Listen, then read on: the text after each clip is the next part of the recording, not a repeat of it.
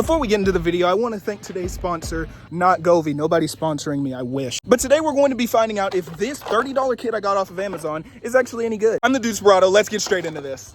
Now, I know this is what everybody wants to see, the finished product. So this is after I installed it, obviously. And I think it turned out absolutely perfect for what I was expecting. I mean, it's actually really bright. As you can see, it's not even completely dark. I'm in a pretty well-lit area. I mean, sometimes if it's a really cloudy day, you might be able to see colors like green or blue. But as soon as the sun sets, this really starts to come alive. An important thing to note is that the actual strip itself is not that long. On my car, it's okay because it's such a small car. But if you have like a bigger car with a longer wheelbase, that may be a little bit of an issue. And I'd say it's about 1, 2, 3, 4-ish feet. As far as the installation goes, I'd say it's really easy depending on the car you have. Now, I got really lucky. There's a few different ways you can hook this up, but what I did is hooked it up straight to the battery, which is what they recommend, but you could use it in the fuse box. That way it turns off when the car turns off. But you can see I ran the wire and it goes down here. There's actually like a module probably about as big as like a brick that you would get on like a computer charger, and it sits somewhere around here. I just dropped it in there. You can see the cord coming out of it, but it worked out really well for me. It looks clean in the engine bay, like you barely notice the wire, and then I just zip tied it so it doesn't get on anything and burn. And it's been really reliable. Now, my job is a little bit sketchy. I had to run it under the suspension, but it's all right because it doesn't really travel that much in this car. But the kit consists of 4 little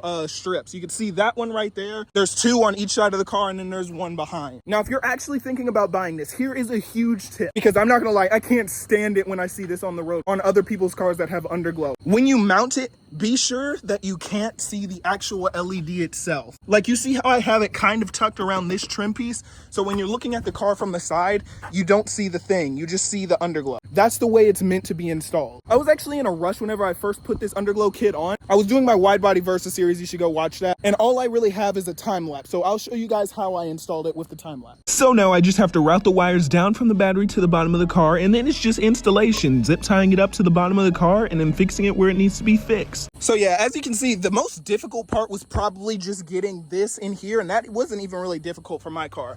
But another difficult thing is the adhesive kind of sucks, so I ended up hot gluing this down there. That's a temporary option until I can afford some 3M tape, because that stuff is expensive. But one thing that's really important, before you buy the kit, look at the underside of your car and make sure that there's actually places you can mount. You see, I could have put the back strip under this trim piece right here, but then you'd be able to see the strip really good, and we don't want that. And I couldn't put it over here because this doesn't go all the way across. So what I ended up doing is going in between the gap between the bumper and that, and we lost a little bit of LED, but it still looks a lot cleaner than if it wasn't like that. And here's what the back profile looks like. Pretty much all I used to hold this on the car is just hot glue and zip ties. It came with a lot of zip ties, so that's really helpful. And yes, they work in the rain. It actually doesn't look as good as you would think because the actual LED itself reflects, so it's just a whole bunch of dots. Now, there's 2 ways you can control your underglow. It comes with this thing on the key, and quite inconveniently, it's not labeled. But we got A for on off, B is for brightness. That one's pretty easy. I always keep it on max brightness because, you know, why not? C is to change the color into a basic color, such as, you know, like if you want it to stay solid. And then D is a whole bunch of preset functions, like this one. I like this one. You can see it kind of color grades going down the side a little bit. We have a couple boring mode. Of course, we have like the strobe, and then we have the fade. It's really slow, so yeah, there it goes. We have a slightly faster strobe. We have this. I like to do this whenever I'm first walking up to the car, but then it gets really weird afterwards, like only a couple will shine over here. Then we have ultimate party mode right here, and then we're back to where we started. Now, the second way to control this underglow is with the app, which I don't really use all that often except for a few features. So this is the app right here. You can see I can turn the device on or off up here. You can mess with the brightness, you can do whatever you want, but there's also